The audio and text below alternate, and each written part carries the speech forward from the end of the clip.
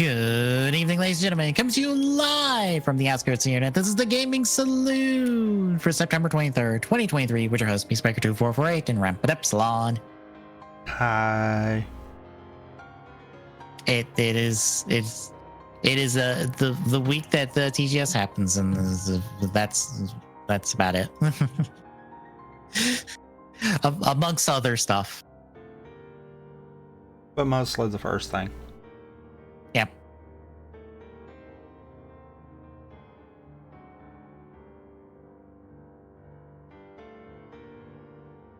But yeah, we got a state of play.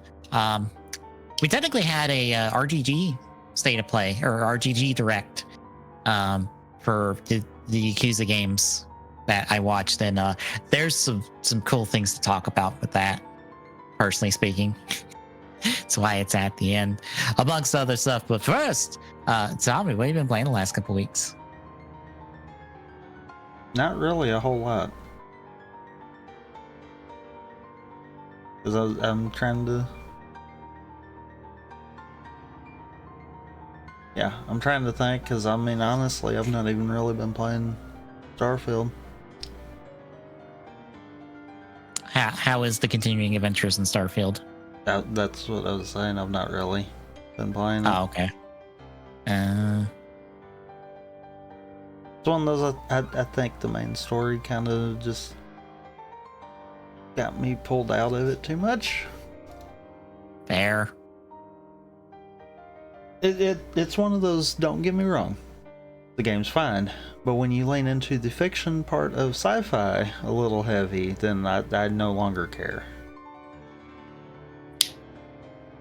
You don't like magic space powers that aren't explained at all? Or even functional? No. Because tell me any of them actually work like they describe them. I only ever got the first one and tried it like once, and then it wasn't much longer until I gave up. Yeah, none of them that I've gotten so far work like the description shows, kind of deal. Yeah. And it's like, at that point, why did you even bother to put in these half-baked ideas? To give you something to chase, I guess. Okay, you could have just left it and go find the fragments of the big mystical space thing, and I would have been fine with that. Is there any progress on that? It didn't have to just magically say, "Huh, now you got powers that don't really work." It felt like if you could overlook the powers part of it, there is a bigger story being told there. Because after you get so many of the artifacts, then you wind up with being confronted by like another group that no one knows anything about. And I'm like, I'm kind of cool with that. Some kind of foreign life form that can communicate with you and telling you to hand over the thing that you're hunting for, and you tell them where to go. that part of it, I'm like, yeah, I could completely see something like that happening. Yeah. The powers is what kind of just made me like, eh. I think my problem ended up being every time I went back and dumped off more of these pieces of metal, it was a continuing thing of, we have no idea what these things are. We have no idea what they're doing, but they sure are pretty to look at, I guess. That was the plot of just like, this group is together to find out what these things do, and no one has any idea what they do. As we just slam more of them onto this table, and I'm like, give me something, anything, please. Like I said, the part where I got with I'm gonna assume it's gonna be some kind of time travel shenanigan. It wouldn't surprise me. Because it just kind of feels like that's where the direction here was. But it feels like whoever this other party is either is trying to stop you from getting it because they want the power, or trying to stop you from getting everything because it could be bad. And I'm Mhm. like, either one of them sounds like a cool concept. The problem with this is we have these towers that give you power. Meaning that we're wanting to lean into the fiction part of this when it feels like you could actually do a more grounded story with it. Mhm.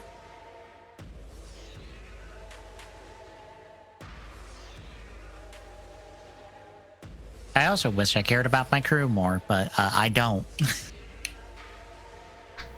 I mean, fair.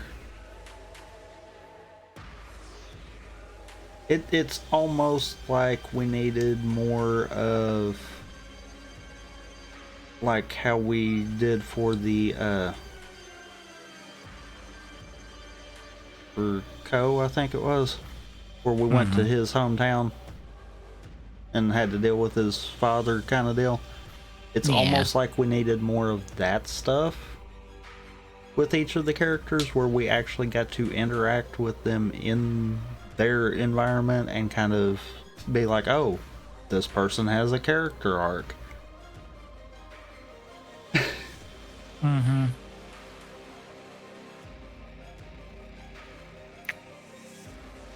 And But and that's anything. and that's Oh, the other thing that kind of gets me on that. You make a very valid point with that about wishing the crew actually mattered. mhm. They have the perfect way to do this. They have the perfect way to do this. This group could have gotten together because they realized that each of the planets they grew up on could have been home to one of these pieces. Yeah. And we could have made it work that way and seen how each of them found it on their planet. Mhm. But no, Instead, no, we just get room full of people standing there gawking at this thing. yeah, you get the one lady in charge, the one lady who does science things, the new guy, the old guy who bankrolls this, and you. Like that's the core of the team Mm-hmm. that you get introduced in. Because then later you get guy who just hangs out in the space station all the time, girl who doesn't like being checked in on but happily joins your crew, the guy who always gets in trouble and is the one who sent you on this quest to start with. The cowboy, I have no idea who is because I quit before I met him. And oh yeah, the robot.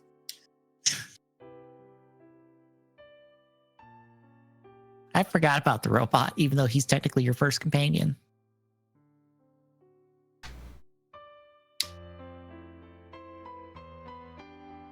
But yeah, they had the good setup for it. Is the bad thing. Mm-hmm.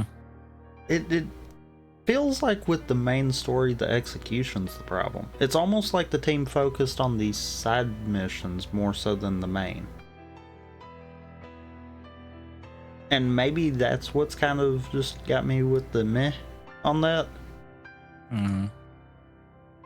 Because from some of the bounty stuff that I did and some of the other side quests that I know about, it feels like they're more fleshed out, which is not saying much, I know, but still, it's one of those. It's like, why does the stuff not the main game feel like it's put together better than the main game is? Yeah. Granted, I also think that the internet's kind of just hung up on the whole shipbuilding thing, and that's kind of where we're standing with that. Because I swear that's what you hear more about than anything, which Well, it's might the not only be a good thing. well, it's the only thing I cared about to start with. I mean, I did, but I didn't. Mm-hmm. I more wanted to treat it as ship modification kind of deal. Yeah. Mainly because, coming from Star Citizen having actual decent ships, and I'd say people that play Elite Dangerous could probably say the same thing. It kind of would be cool to take some of those good-looking ships and modify them to how you want it. And that's kind of how I feel like. The problem is, I've yet to find a decent design, even out of the custom ones that I've noticed. And I'm like, yep.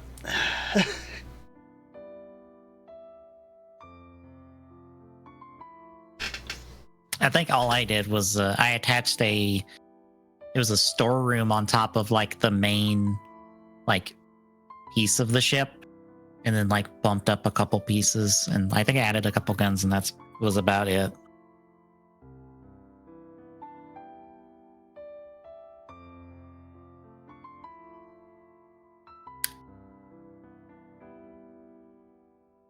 But yeah, outside of that, I did do some more Memory of Heroes runs. I've got to get that all edited so I can see what actually beat the ones from the stream. Yeah. And upload the proper ones. Yeah, I need to edit down mine too. In the back of my head, I was very concerned because I was like, oh crap, did I full screen the game when we streamed it Sunday? Because some part of me felt like I didn't. You started to not, and then I was like, we don't need timers, so yeah, full screen. Yeah, I thought I didn't. I was like, ah, crap, I'd have to edit that part too. But no, it's full screen. So this is what I'll do tomorrow, since I don't have to do anything prep wise tomorrow. Except, actually, yeah, the only thing I have to do is download a ROM for. Well, no, I have a ROM snap. I just need to throw the 100% save file I have for it into RetroArch. Which, as I found out, for some reason, RetroArch decided to get rid of their PCSX2 part and do something else entirely that doesn't function as well as PCSX2 for PlayStation 2 stuff. Sounds about right. Which is incredibly dumb and stupid, but okay.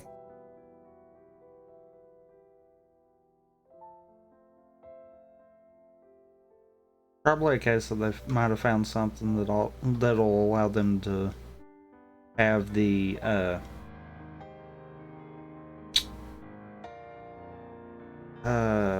what's those called? Basically the files for the BIOS. Yeah, that one. BIOS files. Because I know PCS X2 and EPSXE, I think they're both same developer. They do not supply that at all. You have to find and or rip from your own console. Yeah.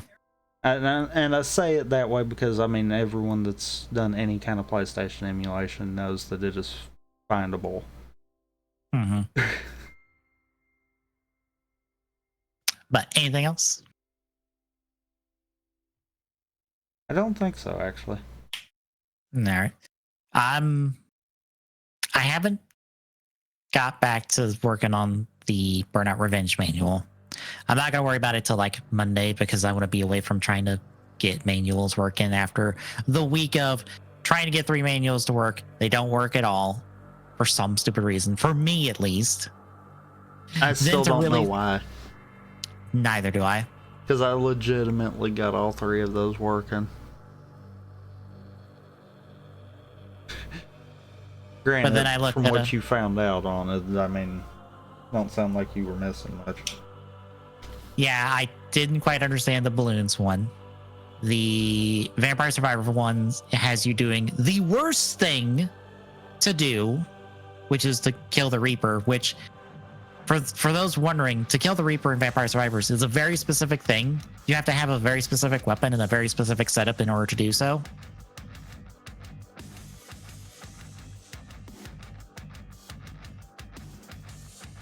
It's stupid and dumb, and I'm like, why? There are literally bosses in the game that aren't just the Reaper. Why not just do them? I think the same person is in the proper Archipelago Discord pitching a proper integrated Vampire Survivors Archipelago. A proper integrated one might not be as bad because you could control certain things. So Right, but it could be a case of, as far as from a mod standpoint, you could set it up to where a Reaper can only spawn after you have already gotten the means to destroy it. Well, the Reaper spawns regardless at the end of whatever run you're at.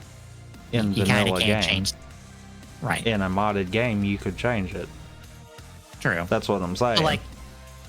But I think for the Couldn't have it set proper up one, as a mod. for the proper one, I think they're pitching like just the final boss of the game, which I'm like, that should have been your option to start with. Probably a case of the manual was a really early build, and whoever it was probably looked into modding Vampire Survivor and realized that it might not have been as bad as they thought, kind of deal.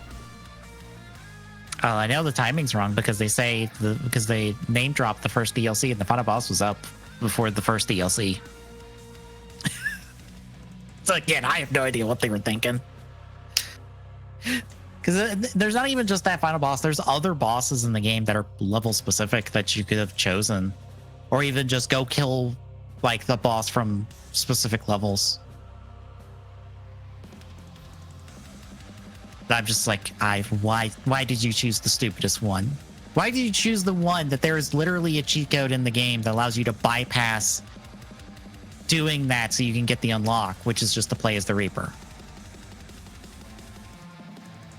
Because there are cheat codes in the game. And by cheat codes, I mean you just type in a code that lets you unlock certain things so you don't have to worry about doing those challenges. I did all of them because, like I said, the Reaper was one of them. A couple of the others are very like timing specific ones. Like, I forget the exact ones.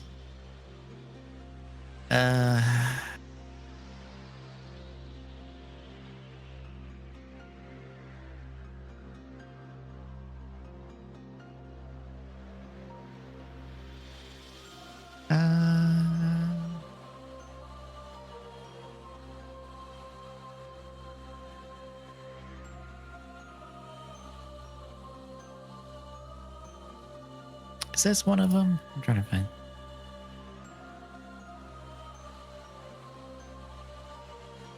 Oh yeah, the one of them is for Toasty, who is a ghost. What happens is, you unlock this character. I'm going to quote the wiki here. You unlock this character by killing either the Stalker, the Drowner, or the Trickster. After their defeat, Toasty will appear on screen for half a second. Press the down arrow plus enter key combination while Toasty is on screen. The S key, down for was the players, does not count. When successful, a jingle will be played.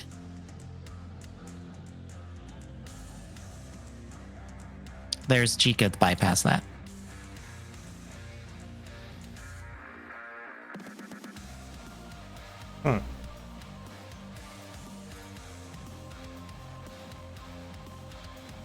That is the kind of the dumb things that I'm just like, no, I don't want to do that. Please just give me the character and I'll call it a day.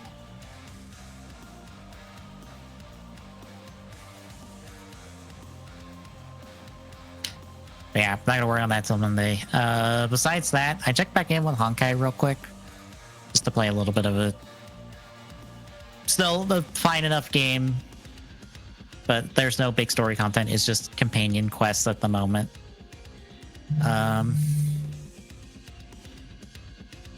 Honestly, beyond that, not a whole lot. I'm trying to play. I forgot about something. What? That you've probably played too. What? F-Zero 99. Yeah, I figured we'd talk about that when we talk about the Direct. How has your experience with F-Zero 99 been?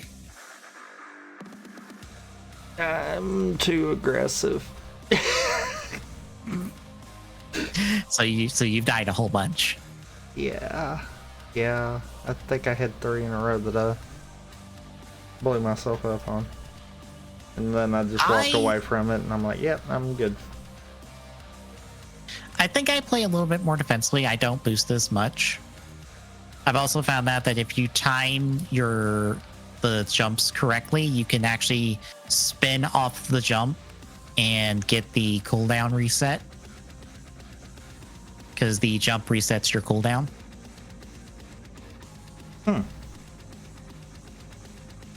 So if you time being like Author Blues and being toxic actually is helpful. Yes. I was in one of them when he was playing, and he was like, "I'm being toxic." As he spun jumping off, I'm like, "Yep, that you are." And now, of course, now I'm gonna try to do that every time. Mm-hmm. I didn't realize it reset it though. Yeah, it does.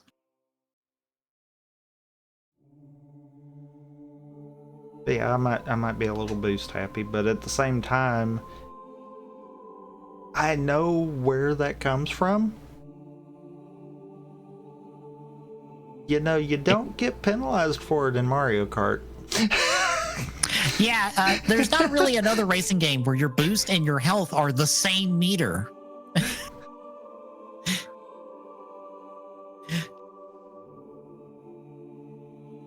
Because for those wondering, the boost meter, which weirdly enough, I'm used to F-Zero GX, where in that game, you don't get the boost meter unlocked until lap 2. For the entirety of lap 1, it's just your health meter. As soon as you cross the line into lap 2, it says you got boost power, and now you can boost as much as you want and burn your health as desired. But for the entirety of lap 1, you don't have boost power. But in this game, no. As soon as the race properly starts, after you get out of the starting area, no, you got boost power. Go, go, go. So I'm a little not used to that. But like, I've enjoyed it well enough the few times I've checked in. Like, I haven't died, but I also like haven't finished like super high. I think I've pretty much been on like out of the top 10. I think almost in every race I've been in. I don't think I've really ever placed that high.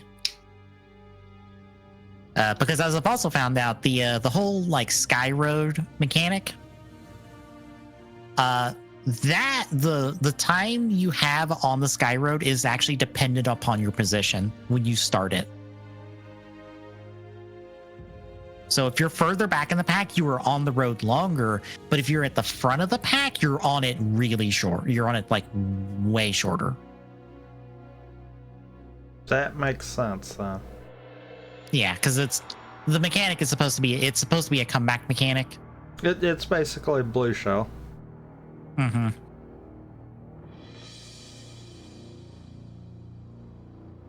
Because in all seriousness, that's kind of how the blue shell in Mario Kart. Well, no, more like the lightning, I guess, would more be like it. Mm-hmm. Where it'll affect the ones farther up more so than it will the ones in the back of the pack. Yeah. Yeah, I've liked it well enough. Like, if it gets us a new F-Zero, sure. If not, well, I've enjoyed it more than the Pac-Man one. The Pac-Man one, I just don't think worked very well. It wouldn't surprise me if we don't get something out of it. It just might be a couple of years out kind of deal.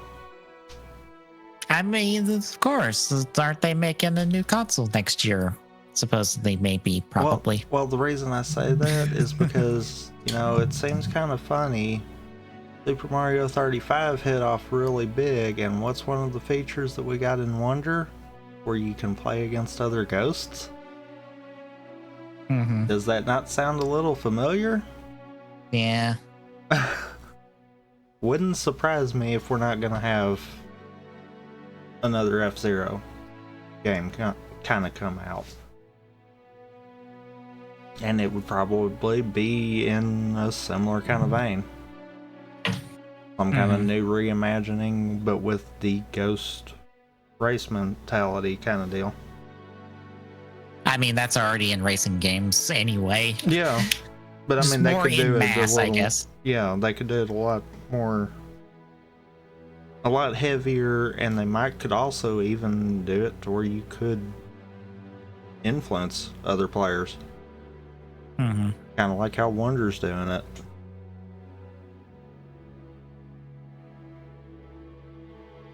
One of those, it'll be interesting to see how that pans out.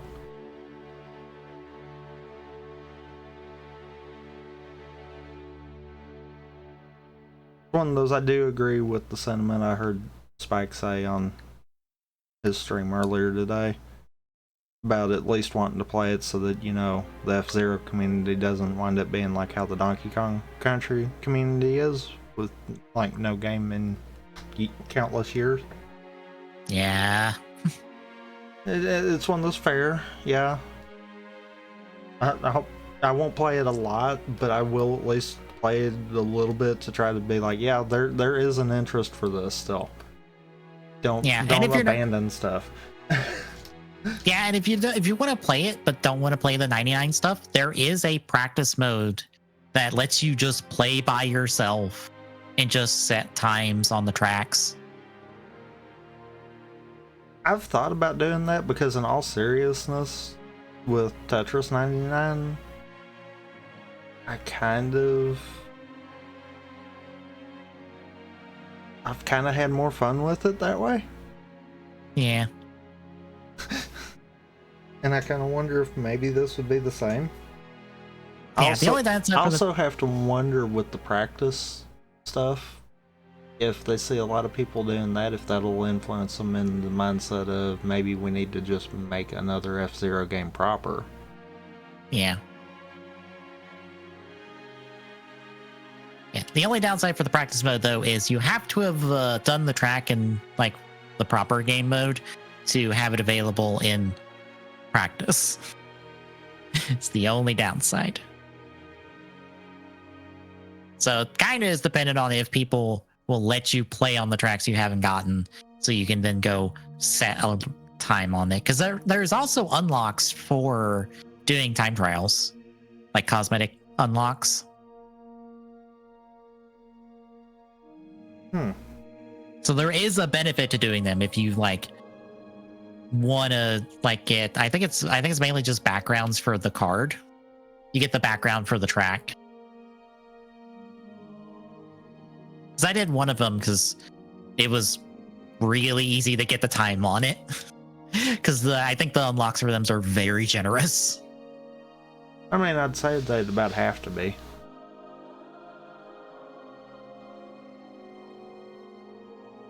Because you're going to have a crap ton of people of varying skill levels all doing it, so they'd about have to be pretty generous.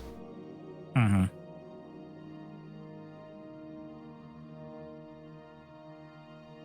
Yeah, that's about it. I've started reading the Ruby Sapphire arc and adventures. I'm like halfway through the first volume. It is a reread of it, so I've read all this before. Seeing the starting adventures of Ruby and Sapphire, who can be best described as the pretty boy who wants to just do all the contest stuff, and then Tarzan girl who wants to do all the gyms. That's the best way to describe Ruby and Sapphire in adventures. Also, as this manga states, you know that like headband and white hair thing on like the Ruby and Sapphire trainer?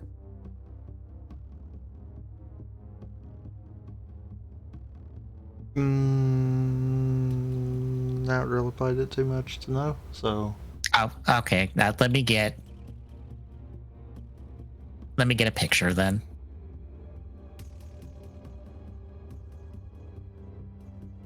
Perfect. There you go. So you see the headband and the hair part? Yeah. Yeah, that looks like, you know, the character has white hair, right? Right. That's not hair. That's a part of the hat. That's a dumb hat design then. Adventures literally within the first few chapters says that the whole thing is a hat.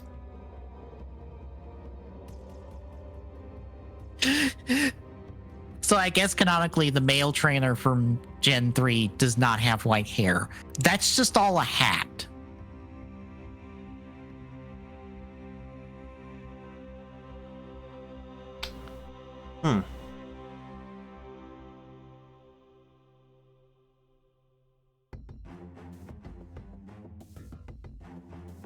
Well then.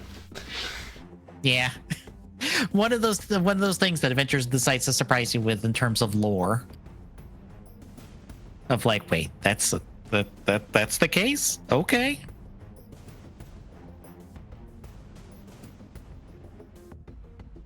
But yeah, that is pretty much it. Anything else before we hit the news? No.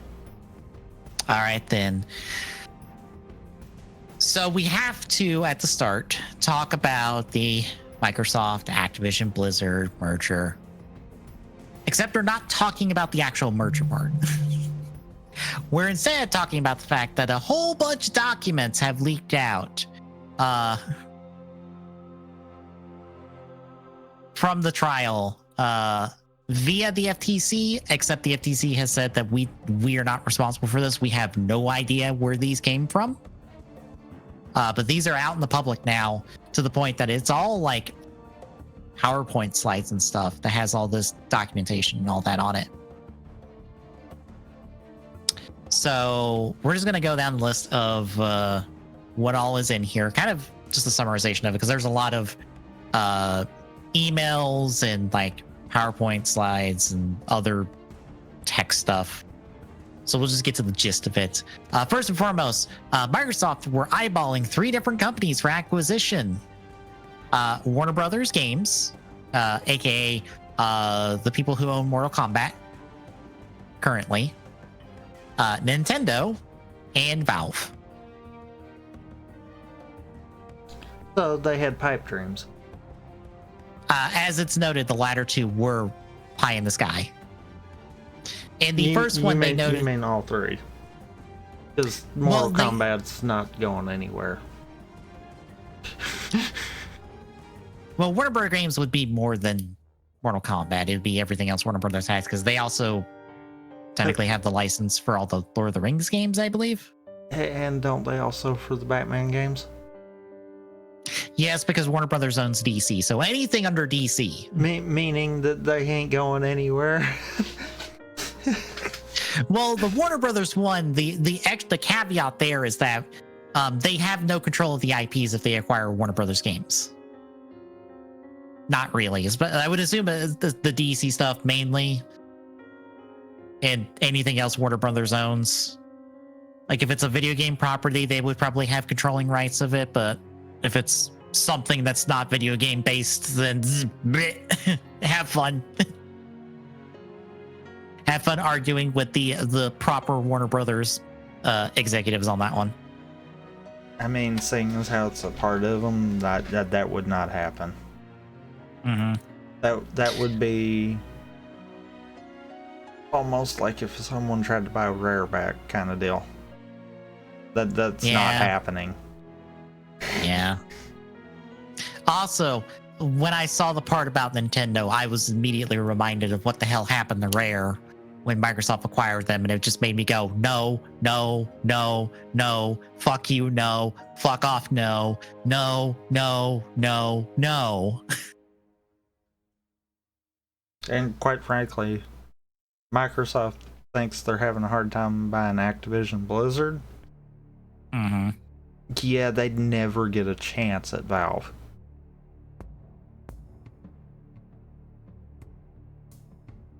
Just saying. Valve would be completely off the table on that. Because I think isn't, as far as PC gaming platforms, Valve's got like a 90-something% market share. I would assume so, because it's like, what, it's them and then Now I think Epic's the closest. Epic, I assume, because I'm like, okay, who else is there? EA, probably not. Ubisoft? Again, probably not, because a lot of Ubisoft stuff is actually on Steam also. Yeah. If I'm not mistaken, the number is stupidly high for that. But yeah, I was just trying. But no government body can actually come in and be like, oh, that's a monopoly, because PC developers have the option to sell it themselves and never have to go through a storefront. Mm-hmm. So, I mean, technically, it's never a monopoly. Yeah. And I think that's why that one's kind of fell under the radar. Mm-hmm. We have a leaked schedule of game releases. In the fiscal year of 2022, we'd be seeing an Indiana Jones game, which I believe that's ZeniMax. Somebody under ZeniMax. That's been announced. An Oblivion remaster, which we didn't know about before, an Elder Scrolls Online expansion, in Starfield DLC. Fiscal year 2023 would see Doom Year Zero and DLC. I believe they were at 2 different points in the schedule. Would be these. Then a Project Kestrel and a Project Platinum, or Kestrel and Project Platinum, and then an Elder Scrolls Online expansion again. And then fiscal year 2024 would see Elder Scrolls 6, the Project Kestrel expansion, a licensed IP game, a Fallout 3 remaster, another Elder Scrolls Online expansion, a Ghostwire Tokyo sequel, Dishonored 3, and then Doom Year Zero DLC again. I know Phil Spencer tried to get ahead of this and be like, these are all old documentations and stuff, and we're a little sad that some of the stuff is out there now before we could talk about it and announce it. Because I look at that Ghostwire Tokyo's sequel and I'm like, are we sure? Because I feel like that was pre-release of the game, and post-release of the game, that's not happening. Because that game came and went and nobody cared.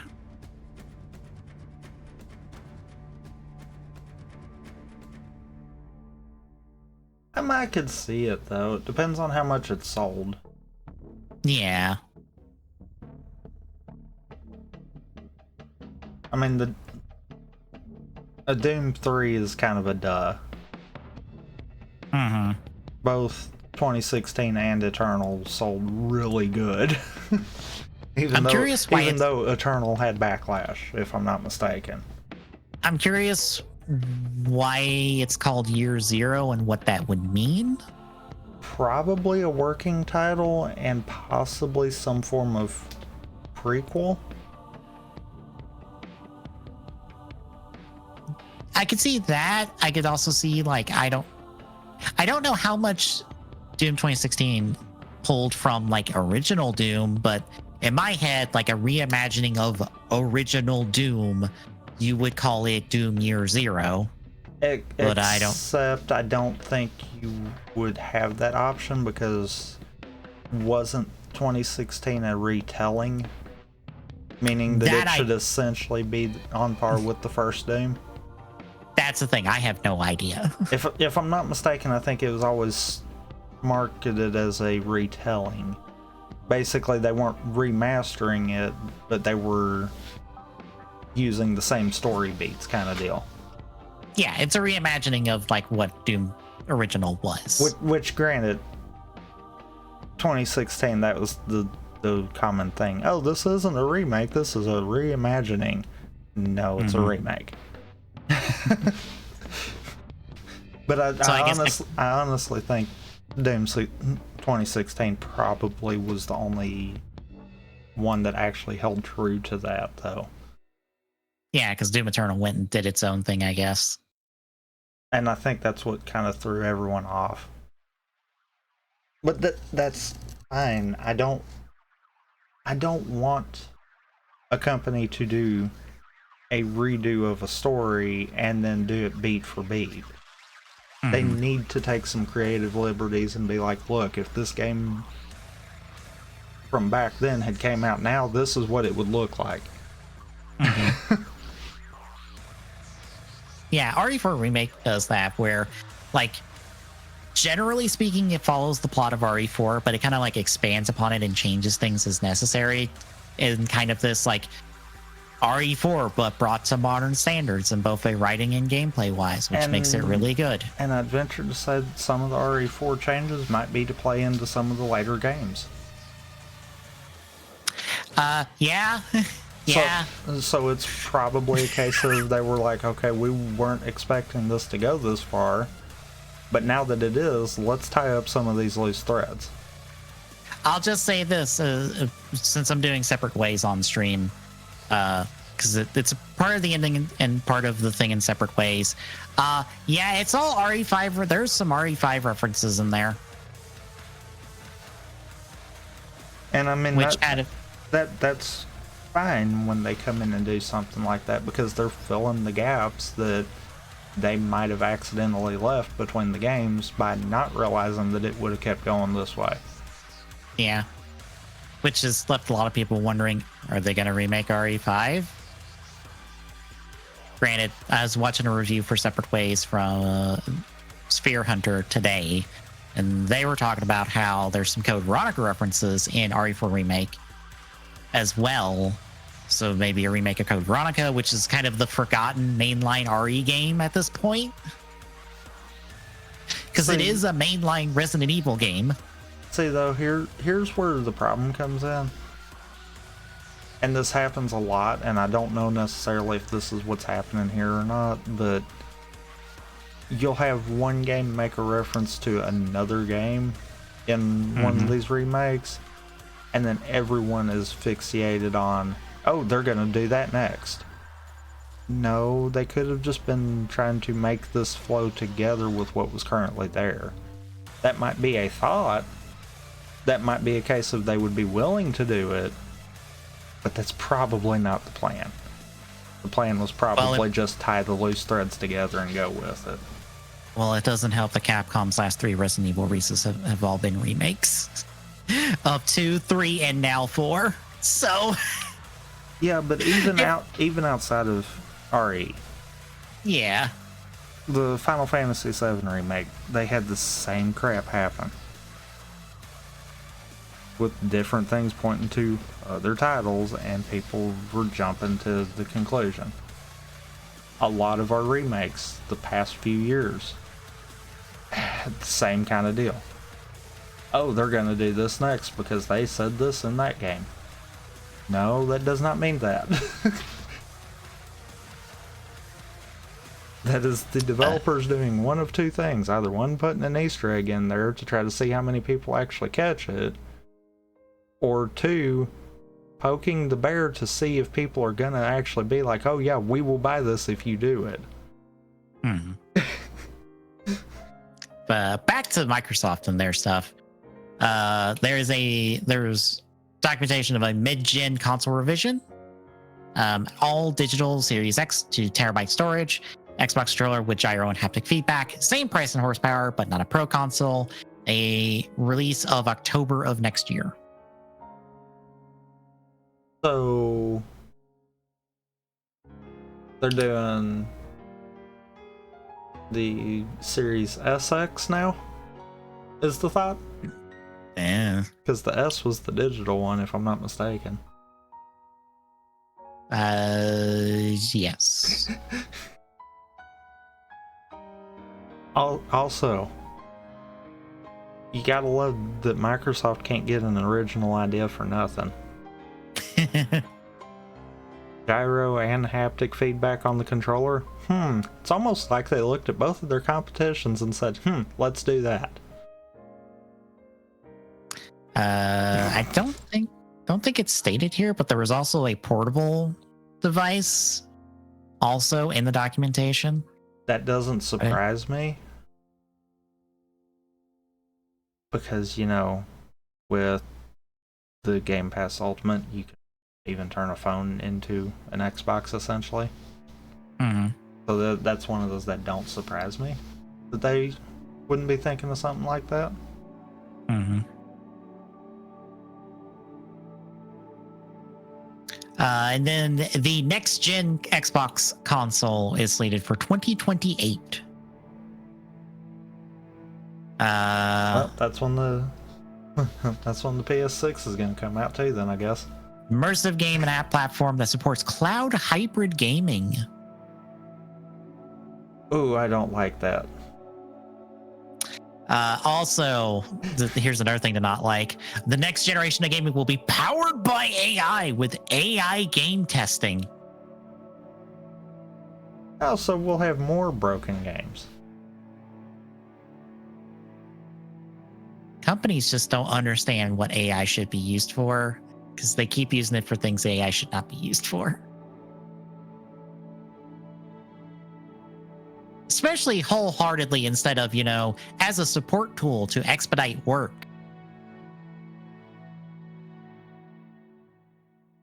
Why would you do AI game testing anyhow? I have no idea. Like I'm legitimately wondering if Microsoft has ever looked at the speedrunning community at all. TAS is done after people have found ways to break the game. And that's what they think that's essentially what they're saying, is they're going to put TASs doing game testing. That's what they think TASs are, is they're AI generated. Yeah. It's one of those. Except that's not what a TAS is. TASs aren't AI at all. They're a pre-programmed set of commands that takes weeks of work to get running. And you know what kills me? It would be bad enough if Sony or Nintendo had this thought. But we're talking about Microsoft, a computer company, and they don't understand what AI does.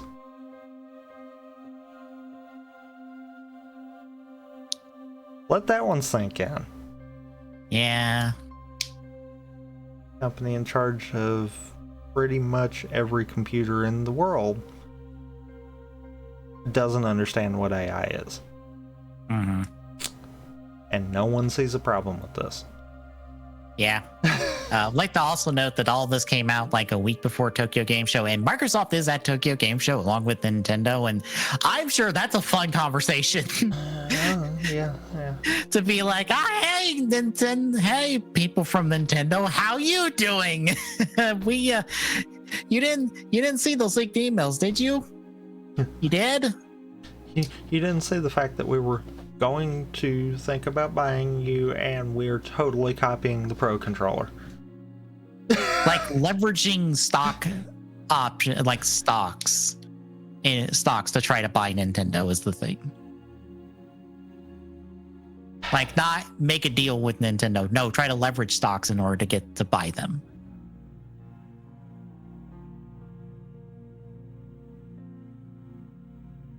Yeah, I'm sure that was a fun conversation. Because Nintendo's such a struggling company. As they admit in the emails, Nintendo's sitting on a lot of money. Yeah. You think? When the Switch printed them money, I don't think they're a company that's even in the remote talks of being bought. Mm-hmm. The only thing I could think of is maybe if the initial thoughts were like Wii U era, and maybe it just happened to be in part of this, but I know better than that. I know this had to be within like the last 6 months, year kind of deal. Let me check Goodbye Gaming's video on this, because they had the picture of the email on screen. Like, that it might have been dated. Let me see real quick if I can find that. I mean, they have the Twitter post that actually has a date on it. Also, little over 3 years ago. So let that one sink in for a hot second. The email, specifically with the one talking about Nintendo and stuff, is dated for August 6, 2020. So let that one sink in. That was, what, 3 years after the Switch's release? Yeah.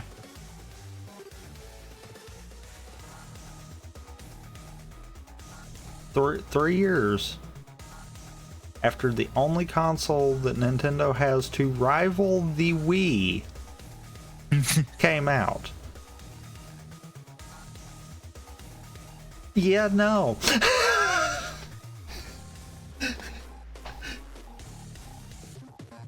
And actually, wouldn't that have about been the same time frame that the OLEDs were supposed to be coming out? I think so.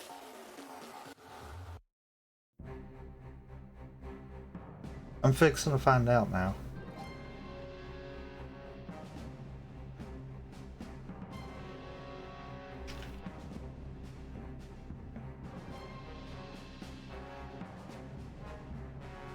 No.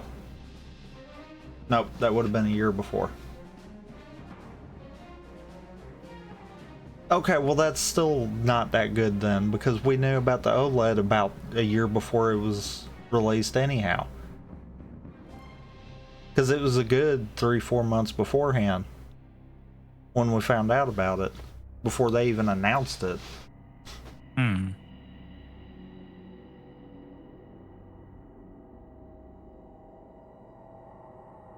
What the heck were they thinking? It's an email between two executives. I forget who the email's between, but it's an email between like two people high up in Microsoft. It's probably some sort of conversation to be had. Yeah, but if they're that darn delusional, then they need to be fired.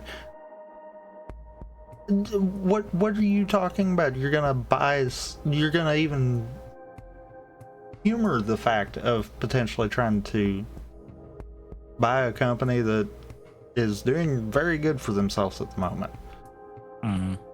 That's one of the what the actual heck. Well, we need franchises to make games for because we're kind of short on those. I could see it if it was a case of maybe we could partner with them to get some of their stuff over on the Xbox. I could see that. But no, just gonna do whole corporate takeover and just take them. No, that ain't happening. All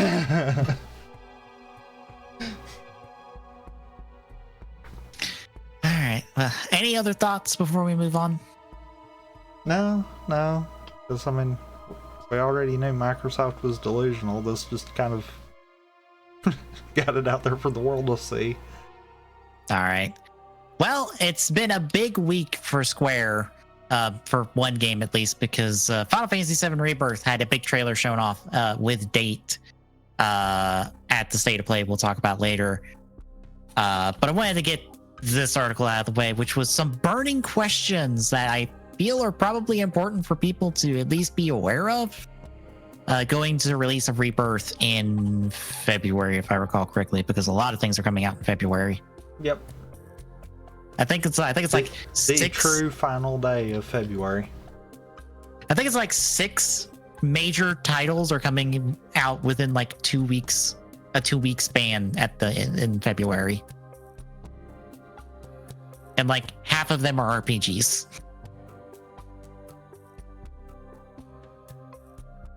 But I will skip the spoiler one. I'm going to call it a spoiler one for now.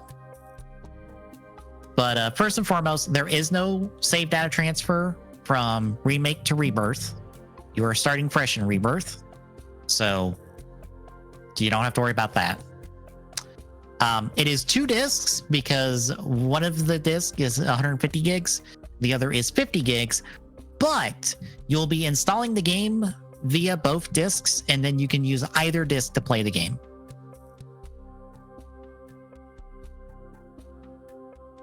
So because that makes sense. Yep. So pretty much expect to install a 150 gig game come February. Wait, you said 150 and 75, right? No, 150. Or no.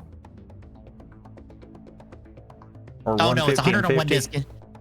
No, it's 150. It's 150 in total. Oh, okay.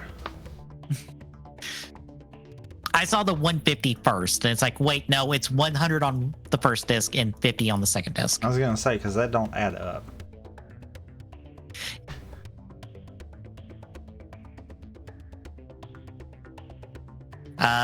Minigame stuff has been expanded, so you can do the parade minigame amongst other stuff. But as the trailer showed off, Vincent is here since he is optional in Final Fantasy VII, but he is not directly playable. He's kind of an assist character like Red 13 was at the end of Remake. So he'll assist you in combat and probably some platforming stuff like Red 13 did, but he's not directly playable and probably won't be playable till the third game that is probably called Reunion, because that makes sense. Time for them to find another word that has nothing to do with it now. Well, it has to be an R word because the other two have been R words. So the third one has to be an R word.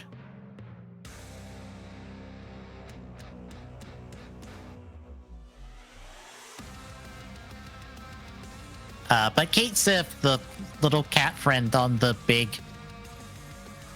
doll thing, I don't know what the hell Kate Sif is, to be honest, is directly playable as seen in the trailer. But lastly is the spoiler one, which is spoilers for Final Fantasy VII. I say it's spoilers, but it's the thing everybody knows from Final Fantasy VII, essentially. So, the crux of Rebirth is going to cover everything where we're currently at in Final Fantasy VII, from the end of Remake all the way through the end of the Forgotten Capital, aka the City of the Ancients, aka where Aerith dies. Boy, who could guess where that cliffhanger's gonna be? Yeah, except I feel like they're gonna do some shenanigans, because the end of 7 Remake pretty much says we're allowed to go off script now. And I have a feeling the entirety of Rebirth is going to be all these little moments of you making these little small changes to the narrative of 7 to make you go, oh, we can save Aerith now. And then you save Aerith, but oh no, something worse happens. And then that's the end of the game. Tune in 3 years for Final Fantasy VII Reunion to end the trilogy. That's at least my assumption.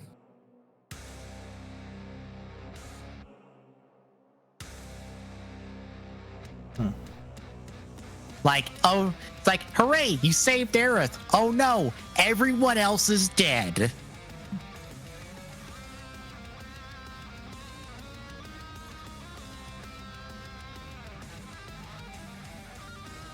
But yeah, just wanted to have those questions like information out there, because I'm sure someone's going to pick up Rebirth and be like, hey, I can play as Vincent, and then go the entire game and never play as Vincent, and then get upset about it, even though they said this months before the game came out. Hey, you're not gonna be playing as Vincent. Don't be mad at us. We told you. Just So, in any time other for thought? the internet to be mad because they told them that that wasn't going to happen, Yeah. and still didn't so- make it happen. So any other thoughts before we move on to the very, very large thing that happened this past couple weeks? Not large, very, very dumb. There's a difference there. Yeah. So Unity Killed themselves.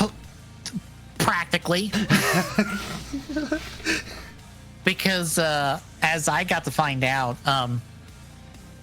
Guess what major publishers have Unity-based games that are free to play? Probably a lot.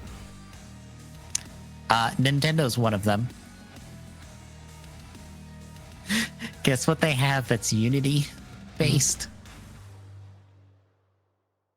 Pokemon TCG Live, Pokemon Go, and Brilliant Diamond and Shining Pearl are all Unity-based. I believe there's another one as well that everyone pretty much went, oh, if Unity tries with them, they're fucked. Because that's not happening. Because essentially what Unity did is they changed their terms of service and their plans and stuff. But essentially go, you have to pay us 20 cents for every install of a video game that you make with our engine. And that adds up quickly, especially if you're, like I said, a free-to-play game. Because if someone uninstalls the game and reinstalls it, that is 2 installs. You pay for both of them. So everybody, especially a lot of indie developers who damn sure can't pay the price that the price that Unity would be asking them for this, went, fuck this bullshit. We're moving to a different engine. We will take time to move our game to another engine because fuck this bullshit. We're out. To quote the Slay the Sire devs, you have made us make a public statement. That is how much you fucked up. Because the Slay the Sire devs have never had to make a public statement about their game ever.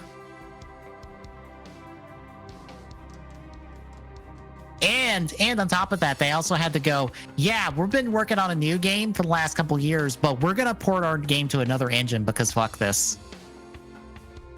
Yes, this will be the first time you hear about us working on a new game. We were going to tell you before now.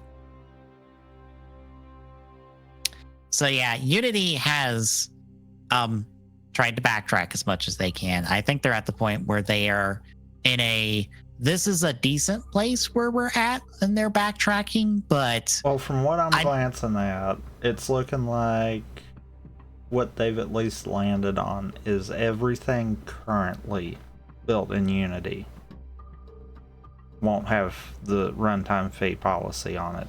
Everything in the next LTS version forward will. Meaning anyone that was developing for Unity and was ready to be putting it into the 2024 release is probably gonna just say, screw you guys, we're moving to something else. Yeah.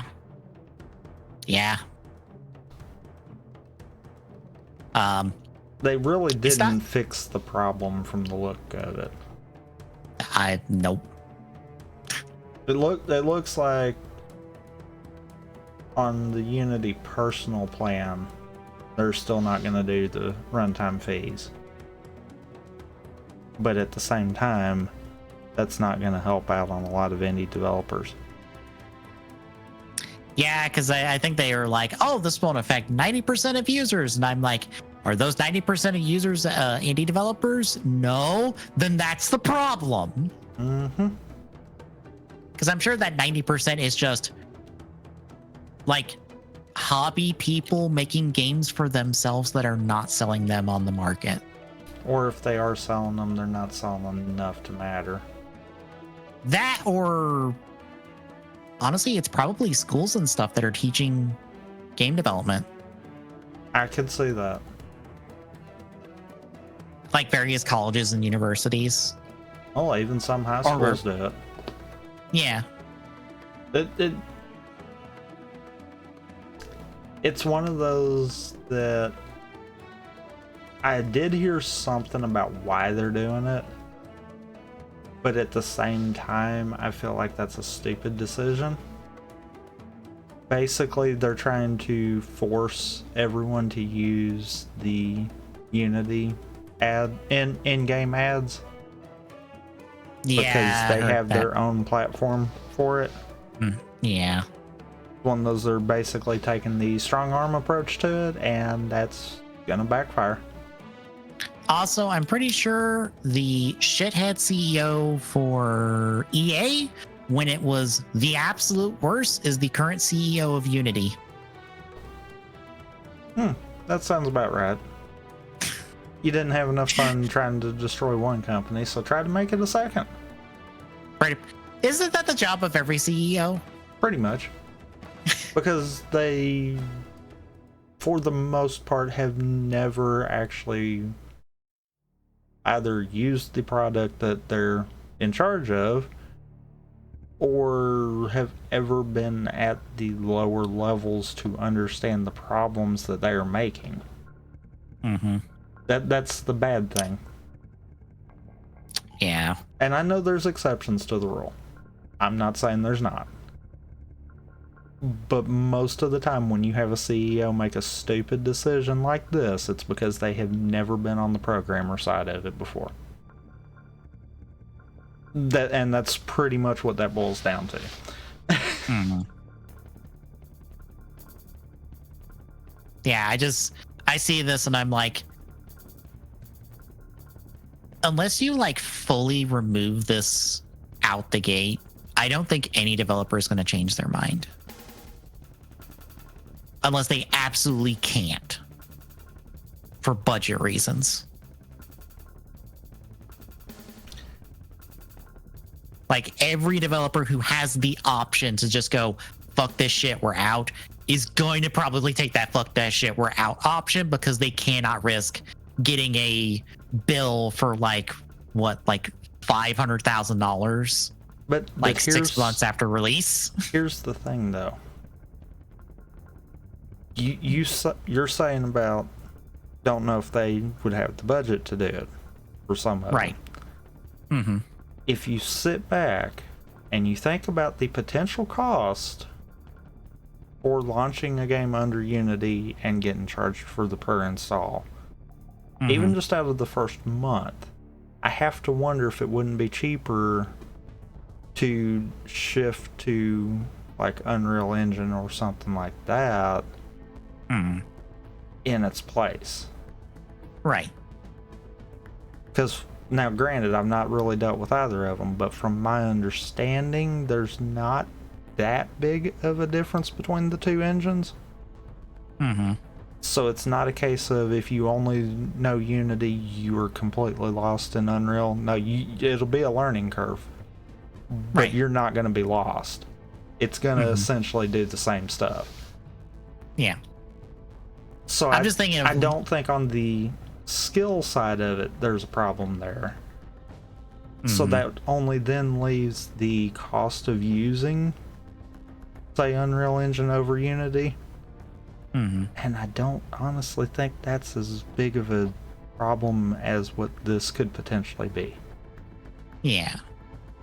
I could see a lot of them just saying, yeah, it's going to cost us a little bit more, but it'll save us in the long run. Yeah. I would just worry for developers who maybe don't have the cash to do so. That maybe they're running a very fine line and it's like, we have to get this out the door. We can't. In light of this, which is a very extreme situation, I know, but in light of this and knowing that it don't go into effect until next year's release, someone will build another engine and have it out before the end of the year. And it will be something maybe not exactly like Unity, but it'll be similar enough to where people will say, yeah, we can work with this. I'd also worry about like asset transitions. I don't know how much that could be a problem. I'm wanting to say, from my understanding, between Unity and Unreal, there's not that big of a difference with that end of it either. I know there is certain things that you have to change, mainly because I'm in different engine, of course. Right. But I almost wouldn't think it'd be too hard, especially this day and age where Unity has gotten a big enough name. Mm-hmm. It would be easy. I would have to think it would be easier now to convert stuff than it would have been back when Unity first was on the scene, kind of deal. Yeah. Because at this point, there's enough people that have a deep understanding of not only Unity, but Unreal and probably most engines. Because I'd venture to say if you know one, you've probably got a good understanding of all of them. Well, I know it's not the case with Frostbite because of the stories with Frostbite for coming out of BioWare. Like I said, you probably got a good understanding of all of them. Because for those wondering, if I recall correctly, BioWare were forced to use Frostbite for, I believe it was Mass Effect Andromeda, and I think Dragon Quest Inquisition is also on Frostbite. And as they came to find out, none of the systems for, a basic RPG game were there in the engine. Like saving and inventory management and skills, the basics. They just didn't exist in Frostbite, so they had to make it all from scratch and had to talk with the people who made Frostbite, which is the Battlefield devs, in order to go, how do we get this shit to work? Help, help, help. Which, kneecapped Andromeda's development.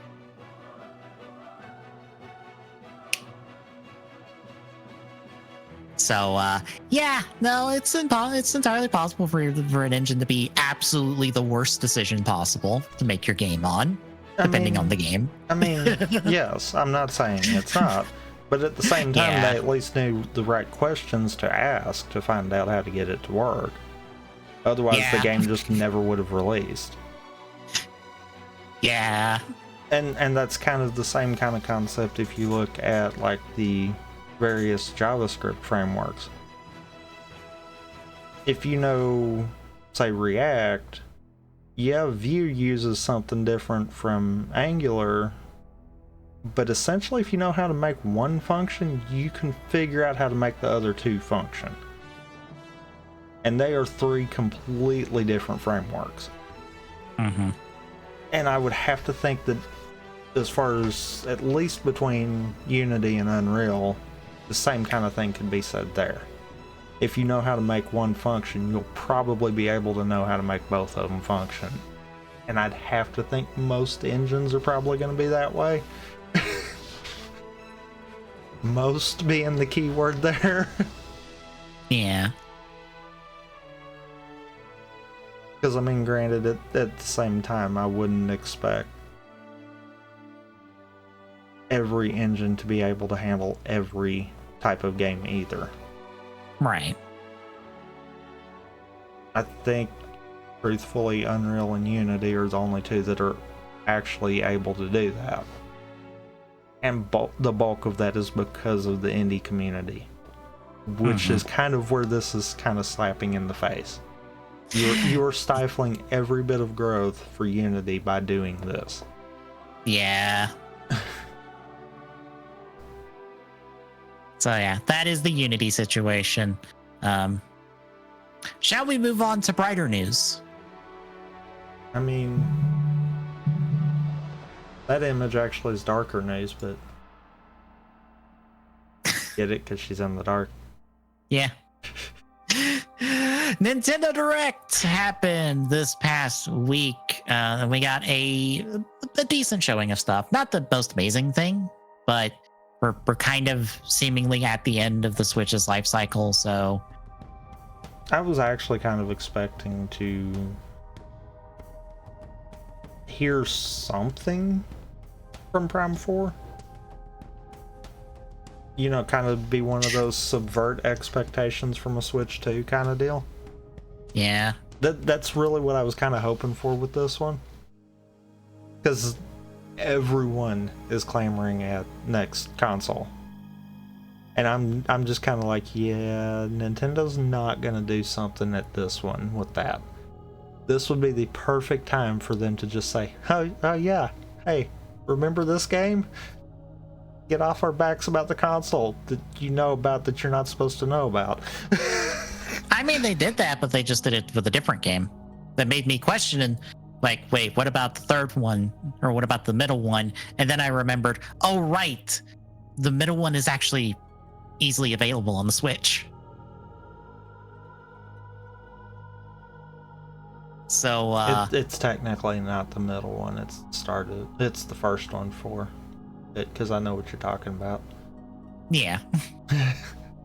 I'm technically by Japanese names, it is the middle one because they are all named the same in Japan. Yeah. Because it's the first non-square one. Mm-hmm. But that's for the end of the direct. Taking it from the top, Side Order got some details on it that it's just, I feel like kind of a randomizer nature to the Side Order. Kind of.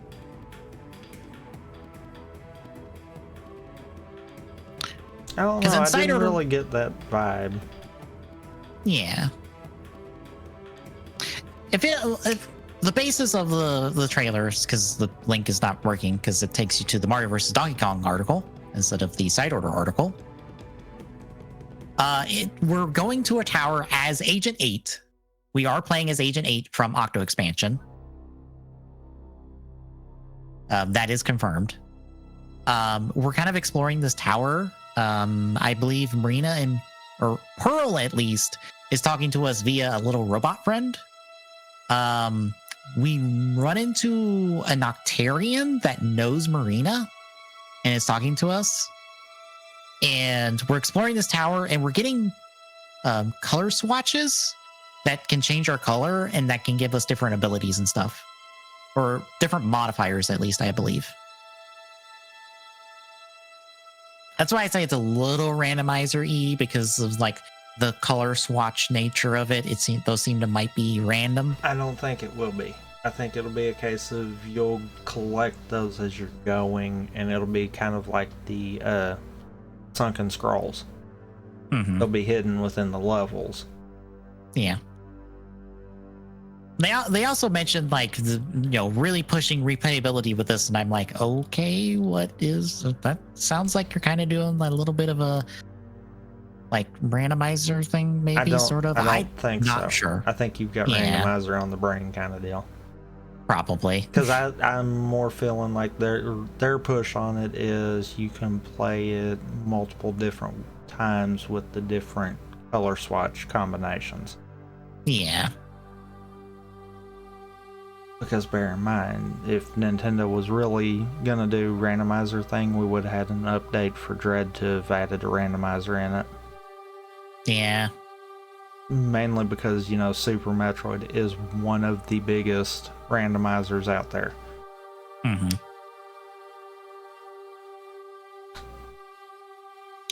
But that's still dated for spring of next year.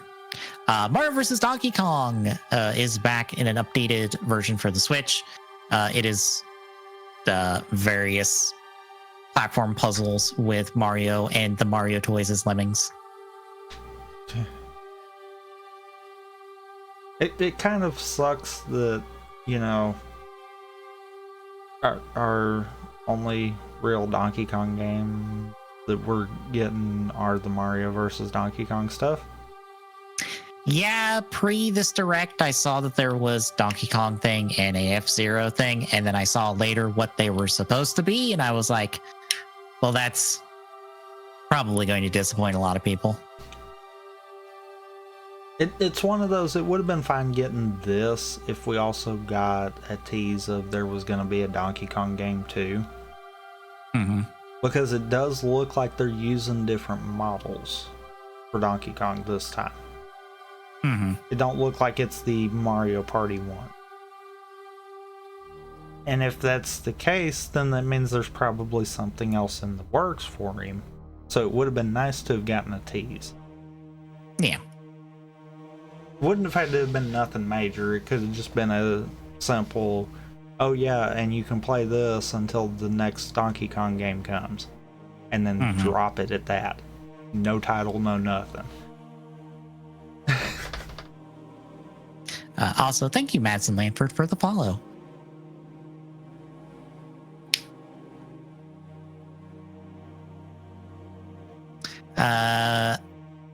Next up, we had another look at Prince of Persia Lost Crown. Nothing new, just another trailer for it. That still looks good.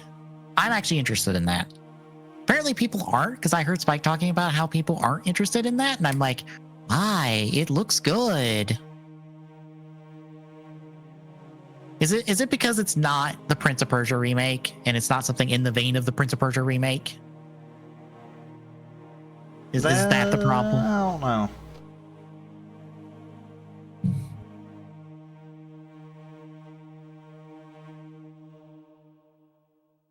Let's see. Could just be something to do with the time kind of deal. Yeah. A couple of one-off games. Super Crazy Rhythm Castle, which is a rhythm party game, or more of a rhythm co-op game, kind of. Spy X Anya Operation Memories is an anime game. Mario RPG confirmed the exact thing I thought they were doing with the game in terms of the meter that we saw in the previous trailer. So the meter builds up when you do the perfect hits and the perfect event, or the perfect guards. And the perfect hits actually do AoE damage now. I'm curious if they'll rebalance the game around that. But as you charge up the meter, you get access to team attacks, which is exactly what I thought that was when the first trailer happened. So, hooray, I was right. Otherwise, it's dated for November 17th. Trace Memory, which is a DS adventure game, is getting a updated release called Another Code, which will include its sequel that we never got stateside. It is out in January. We got full look at Princess Peach Showtime, which has Peach go on vacation and go to a theater to see some shows and stuff, but then bad guys take it over and she has to team up with a little friend at the theater to save the theater. And to do so, she does costume changes. So we get Musketeer Peach off the bat. You get a Pastier Peach and a Detective Peach, and then a martial arts Peach. I love that they leaned into the Peach costumes from Odyssey. That's exactly my thought too. I feel like the entire crux of this game is, hey, we put Peach in all these random costumes in Odyssey, and all she did was give you a shine. Or not a shine. She gave you a power moon. And everyone on the internet loved it. I honestly think everyone actually liked it so much because of the fact of we got to see Peach in something more than her royal outfit. Yeah.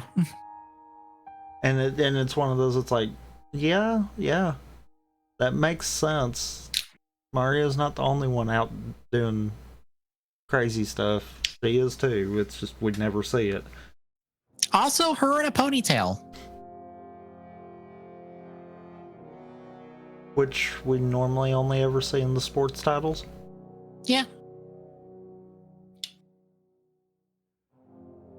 I'm also going to say that there's probably a ninja outfit and a cowboy outfit based off the 223 time code in the trailer I have pulled up from the specific article for it. Because there is a door with a kunai image above it, and then there's a door with looks like a cowboy hat that has horns on it. So I'm guessing that's 2 more of the levels. I'm kind of curious if it's going to be if you can split the costumes in half, where half of them are more action based, like the sword fighter and then the martial artist, and the other half are going to be kind of a little bit more mini gamey, a little bit more gimmicky, like the past year and the detective ones. And maybe you go back and forth between the two. I could see it. That's just what I think. We have no idea how this is going to look like. It seems like you have like access to an open lobby and you kind of pick and choose levels depending on what you have unlocked. And it looks like there's an upstairs that's guarded by lasers at the moment. And then it looks like there's like a costume area to the side of the staircase. And then, okay, there's also a basement, it looks like. So there might be like 3 levels to this. And the costume's like, maybe you can customize the outfits?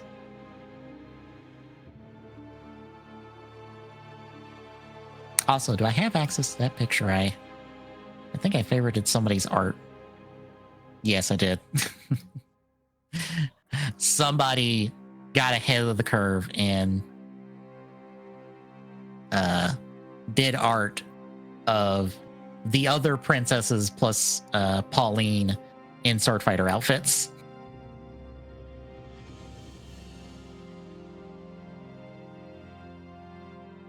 So we can have the 4 musketeers. Pretty much. The only downside is Pauline ends up being just a color inverse of Peach, just because Peach's Swordfighter outfit is not her colors. It would technically almost be Pauline's colors because of the red.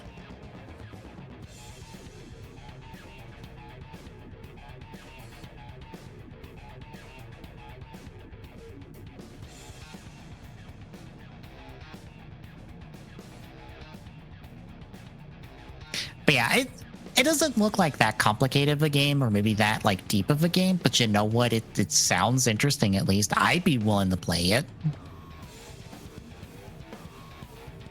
Yeah, I'd be game for it too. Yeah, this is out in March. Let's see. Saga fans get Saga Emerald Beyond next year. It looks fine. Tomb Raider 1 through 3 are getting remastered and coming out in February. This is the first time I think any of those games have been remastered. Yeah. But is it bad that I don't really care for the way they were remastered? Yeah, it's not like the greatest looking remaster. Yeah. It also doesn't help that It looks like it honestly looks like we took PS1 games and moved them to the PS2. Well, they were PS1 games to start with. Yeah, so. that's kind of why I'm like, yeah. That's where I'm lost on some of it. Yeah, I was also like reminded when someone was talking. I think it was Ty talking about it. I'm like, oh right, these control like ass because they're like some of the first 3D adventure games. Uh-huh. Oh, like they control worse than Super Mario 64, if I recall correctly. Uh-huh. So, maybe they updated how it feels. Maybe.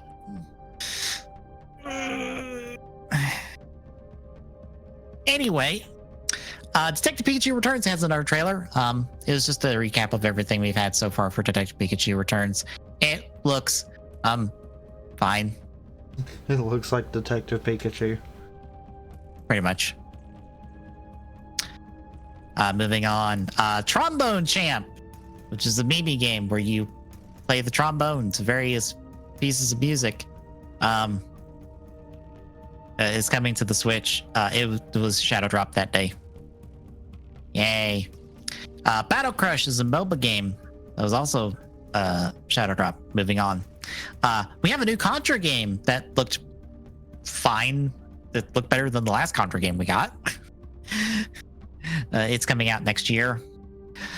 I was so happy that I was right when I saw the art style of this game. It is a new Vanillaware game that is a tactics game, specifically Tactics Ogre Battle, which I've never played one of those. But you know what? It's Vanillaware. I'm on board. Unicorn Overlord comes out March 8th. Yes, please give me a new Vanillaware game. I really enjoy Vanillaware games. Muramasa the Demon Blade, which I did on stream like probably years ago at this point, was also done by them. It is very good. Another look at Luigi's Mansion 2. You mean Dark Moon HD? Yeah. Yeah. Because I love that they decided they're going to change the name of it for no reason. Maybe if we change the name, people won't think that it's Dark Moon. And remember that people weren't that hot on Dark Moon. Because Dark Moon is more level based. It's not one singular area like the other two are. Well, I mean, It's it series... was a 3DS title as opposed to GameCube and Switch. Yeah. Yeah, it's a series of, I think, like 5 locations. 4 or 5 locations, I think, that you're exploring. We got an amiibo update. Essentially, the Zelda and Ganondorf amiibos come out in November. The Xenoblade Chronicles 3 amiibos come out January, and they did confirm Sora is coming sometime next year. That's probably when amiibo dies, which is fine. I kind of expected it to be over once we got the final Smash amiibo. I'm just sad because it's like, oh look, 5 amiibo that I want to pick up.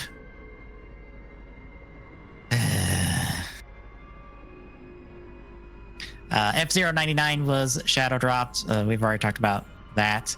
A couple more League of Legends spin-off games, because those are getting fairly prevalent these days. Because this is like the 3rd and 4th ones I know about. And there might be more. But we got Bandle Tale, League of Legends story, and then we got Song of Nunu. The only thing I got excited about was when I saw Braum in the Song of Nunu trailer. It's the only thing I cared about. I'm being honest. I mean, to be fair, I'm kind of somewhat interested in this because from my understanding, Riot's kind of went ham when it came to the expanded universe stuff. Yeah, because there's an RPG that I think is fairly decent. There's an Echo game. And then there's one more. So this is the 4th and 5th spinoff games that are character-specific spinoffs, not like Teamfight Tactics and Legends of Runeterra. Like, we're talking character-specific in-universe League of Legends games. And it's one of those I'm kind of more interested in an oversight kind of deal, because it's like I'm curious if they are nailing these or if they're just still in the throw darts at the wall mentality. The RPGs seemed fine enough, especially because it was a nice diverse cast of characters. Like here, the Brandle Tale one like works because it's all of the whatever Teemo species is. Yordles, that's what it is. It's all the Yordles. But it's also like a farming sim. And then like Song of Nunu is at least like focused on Nunu. But also it didn't look the greatest in terms of platforming. Which is why I'm like, I would like to play the RPG, because that one actually looked fairly decent, all things considered. And I like the cast it put together. Granted, it also doesn't help for me, at least, that any of my favorite champions have still not been involved in one of these projects.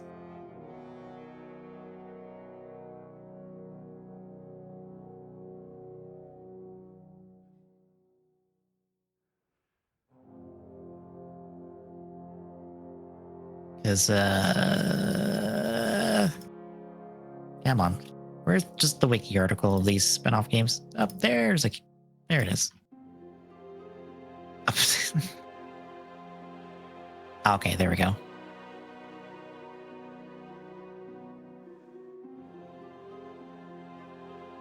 Yeah, because there's an Echo game.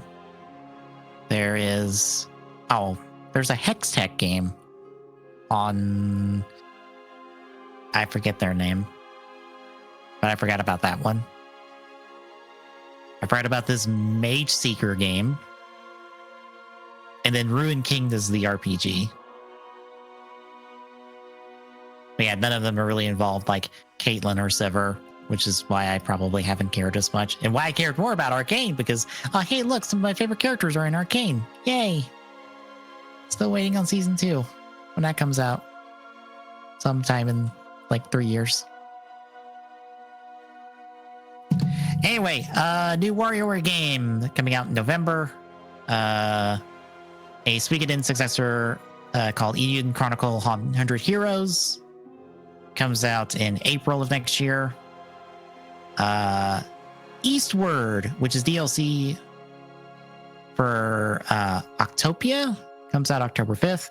Dave the Diver is a adventure restaurant simulator game that apparently is really good. Ty Tuesday was talking that up on his stream because it's apparently out on PC at the moment, and it's just now coming to Switch in October.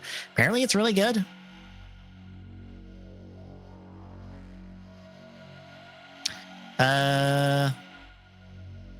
We got to look at Wave 6, which will be the final wave for the booster course. Racers and plus Daisy Kart or Daisy Circuit. Among Us is getting a new map. Hooray! Then Sizzle Royals and stuff. And then the last thing was a 1,000-Year Door remake, which made me go, why did they skip Paper Mario Original? And then I remembered, oh, right, it's on the Switch emulator, so they wouldn't do a remake of it anyway. Not to mention, the Switch is the console of GameCube remakes. pretty much. Still waiting on 3 of them, though. Yeah. Both Zeldas and Prime 2. Mm-hmm. If they legitimately push those 3 out before the next Switch console, I think they have hit all the major titles for the GameCube. Mm-hmm. So that'll be very interesting. Yeah.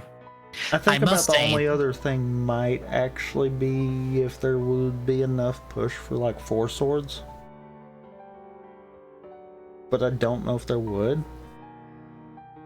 That or Melee would kind of be the only other 2. But I don't think they would do Melee because of Ultimate. Yeah. I think the only people who would push for Melee is the FGC at this point. The only way I could see Nintendo doing Melee would be next console in a Switch Online sense. Yeah.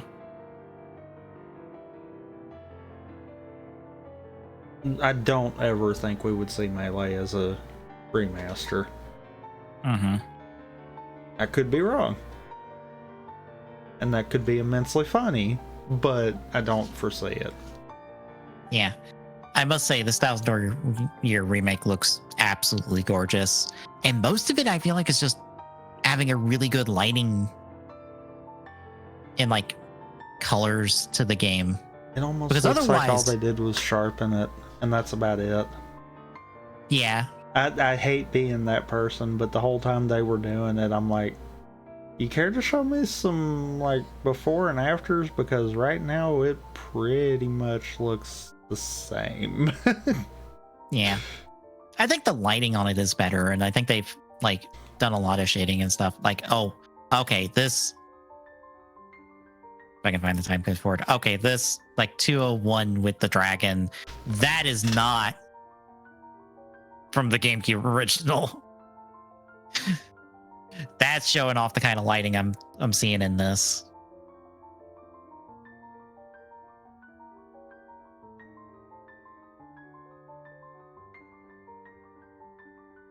But still, it looks really good. The only downside is that when I played through 1,000-Year Door on stream, because I did like the 3, like Legend 7 Stars, Paper Mario, 1,000-Year Door back to back. 1,000-Year Door has some backtracking issues. Not like bad, but like when you end the chapter, you have to walk all the way back to the door to deliver the star. And I wish you didn't have to do that. You just were teleported back to the door and you dropped the star off and then you moved on. Because there's a bit of a walk to get to the damn door.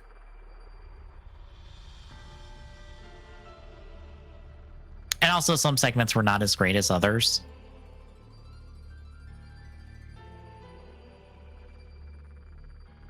But still, it looks really good. This is slated for next year. No specific date just yet. Any other thoughts on the direct? No. All right then. Sony did a state of play the same day. There's only really a couple things. So Bennett Foddy is doing a physics adventure game called Baby Steps. Neat. Moving on. Roblox is coming to the PlayStation. Hooray. There's a Ghostbusters VR game coming October 26th. I was in someone else's stream, and when I saw that, I'm like, what happened to the asymmetrical multiplayer Ghostbusters game? And apparently that shut down a while ago. So that's not great. Separate Ways was properly shown off, which is DLC for Resident Evil 4. It came out already. They showed off The Last Airbender. Oh, wait, no, not Last Airbender. Good work. Wow. Avatar Frontiers of Pandora for coming out December 7th. It looks like a Ubisoft game. Ghost Runner 2 looked neat. Some more colors for your PlayStation 5. Helldivers 2 looks like a Starship Troopers game. And there's a Starship Troopers game that is coming out at the same general time, which is doing the same thing. Marvel Spider-Man 2 only got a little bit, but that's because a lot of YouTube folks and the like got invited out to try out Marvel Spider-Man 2 for like an hour plus at an event. It sounds very good. It sounds like they've just doing a lot of cool things with it. I am still baffled at the idea that there are no specific fast travel points. You can just fast travel to wherever you want on the map, which sounds absolutely nutty.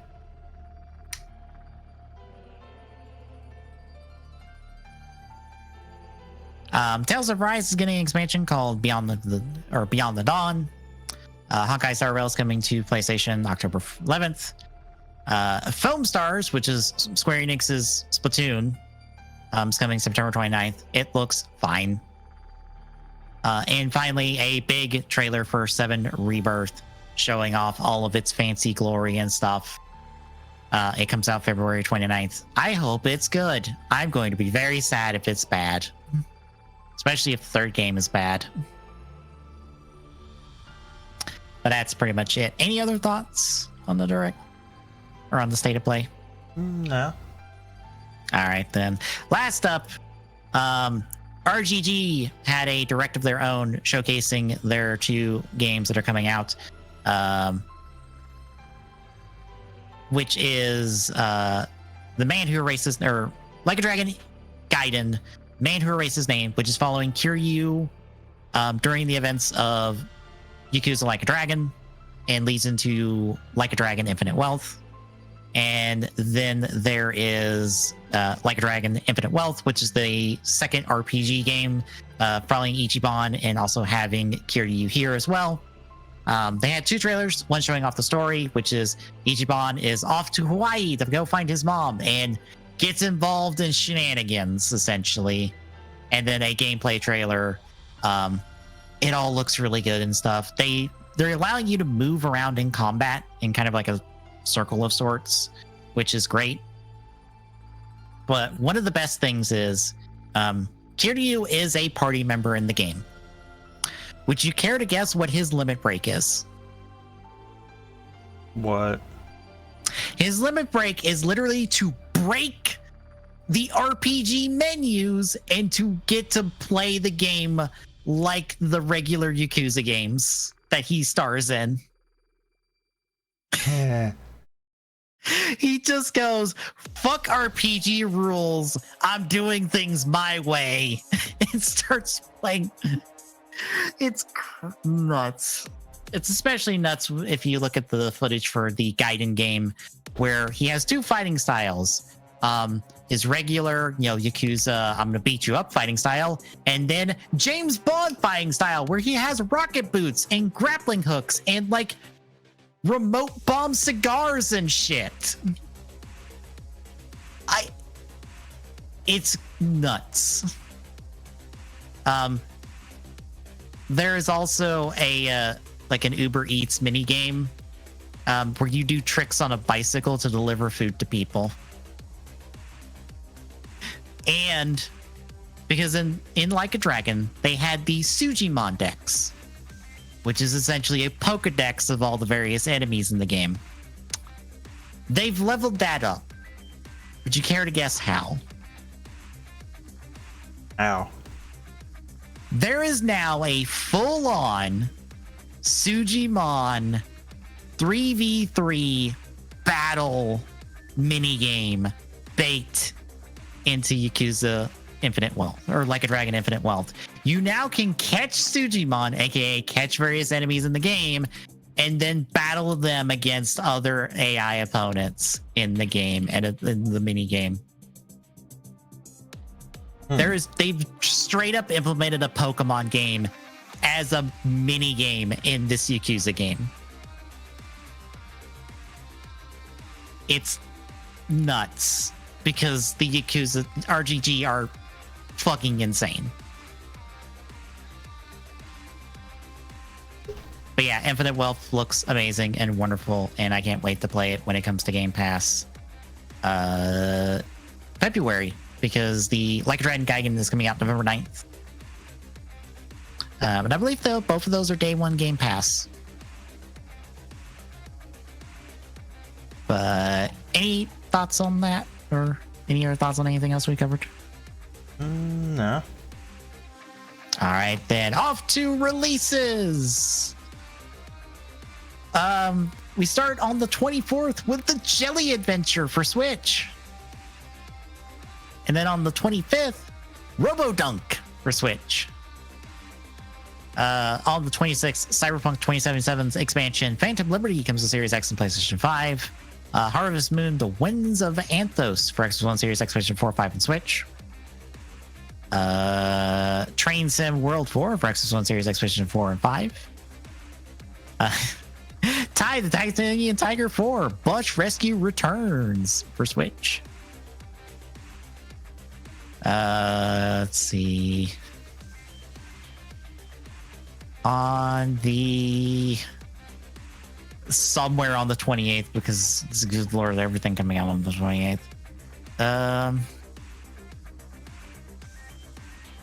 Chipmunk? Exclamation point? Xbox One, Series X, PlayStation 4, 5, and Switch. Firefighting Simulator The Squad for Xbox One, Series X, PlayStation 4, 5, and Switch.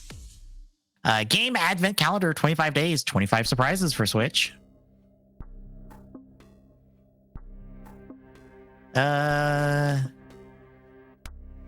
Hero Ultra Rumble, which is a My Hero Academia Battle Royale game. Of course it is. I only just now found out about that, I think today, because I saw an article about it, and I'm like, what? Why? That's Xbox One, PlayStation 4, and Switch. NFL Pro Era 2 for PlayStation 5. Pizza Possum for Series X, PlayStation 5, and Switch. Shark for Series X and Switch. Vampire the Masquerade Swan Song for Switch. On the 29th, EA Sports FC 24 for Xbox One, Series X, PlayStation 4, 5, and Switch. Fate Samurai Remnant for PlayStation 4, 5, and Switch.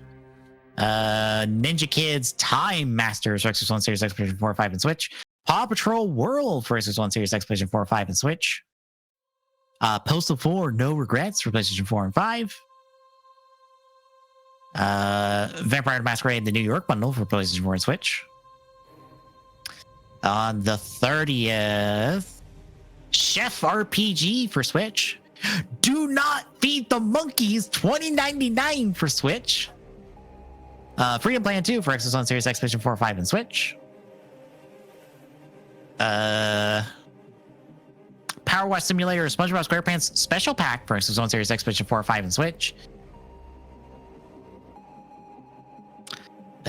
Super Delivery Simulator for Switch. The King of Fighters 15 DLC character Najd for PlayStation 5. On the October 3rd, NFL 24 X Factor Edition for Xbox One Series X and PlayStation 5. Scorn for PlayStation 5. Disgaea 7 Vows of the Virtuous for PlayStation 4, 5, and Switch. VR Skater for PlayStation 5. Let's see. On the 4th, Cassette Beast Pure of the Unknown for Xbox One Series X and Switch. I didn't know that was getting DLC. That's cool. That's a indie Pokemon-like game. It's on Game Pass. That's how I've played it. Hawk Ellis has played it a whole bunch. He loves it. I enjoyed my time with it. I just fell off and went to other stuff, as I tend to do sometimes. Hellboy Web of Weird for Series X, PlayStation 5, and Switch. Warhammer 40k Dark Tide for Series X. On the 5th, Assassin's Creed Mirage for Xbox One Series X, PlayStation 4, and 5. Forza Motorsports Premium Edition for Series X. Front Mission 2 Remake for Switch. The Dark Pictures Anthology Little Hope for Switch. And last up on the 6th, Detective Pikachu Returns for the Switch. Mario Kart 8 Deluxe Neon Red, Neon Blue console bundle for Switch. NHL 24 Xbox One Series X, PlayStation 4, and 5. Sword Art Online Last Recollection for Xbox One Series X and PlayStation 5. Star Trek Resurgence for Series X, PlayStation 4, and 5. And Borderlands 3 Ultimate Edition for Switch. More releases in our notes, as usual, if you desire to go through the whole list. But that will do it for us tomorrow. It's 2 games out of a possible 8 games, essentially. Yep. In a archipelago multi-world. The games, for those wondering, my options are Slay the Spire, Smash 64, Pokemon Snap, and Marvel Snap. Zombie's options are Super Mario Odyssey, Mario Kart 8 Deluxe, Metroid Prime Randomizer, and Halo Combat Evolved. 1 game out of each of those will be played and done in a multi-world. We'll find out tomorrow before we start it. If anyone was listening to the pre-show, chances are it's probably not going to be Slay the Spire or Combat Evolved, but we'll see. Anything's possible. Yeah.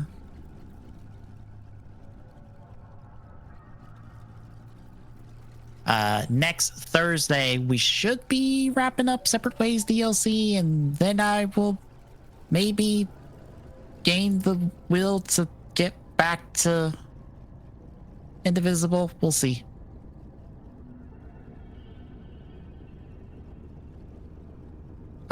Next Friday, might be Payday 3, might not. We're gonna attempt it. It might be Payday 2. It might be something else entirely. It all depends. Maybe the servers won't be garbage then. Supposedly it's fixed, but I don't believe it. I haven't tried. I haven't either.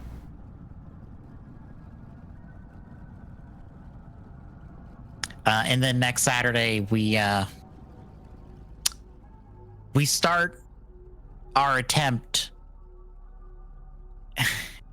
at trying Kamen Rider Saber and seeing how things go. Again, not holding my breath for that.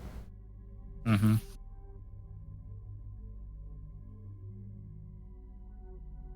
But that is the week ahead, folks. So if you like what you're seeing, drop a follow. Really appreciate it. Chipping away at Filiaco at TGS Network on Mastodon.social and at TG Saloon on Twitter. Give you updates on Wave Live. Exclamation point Discord track. It's link. Drop by, say hi. See you tomorrow, folks.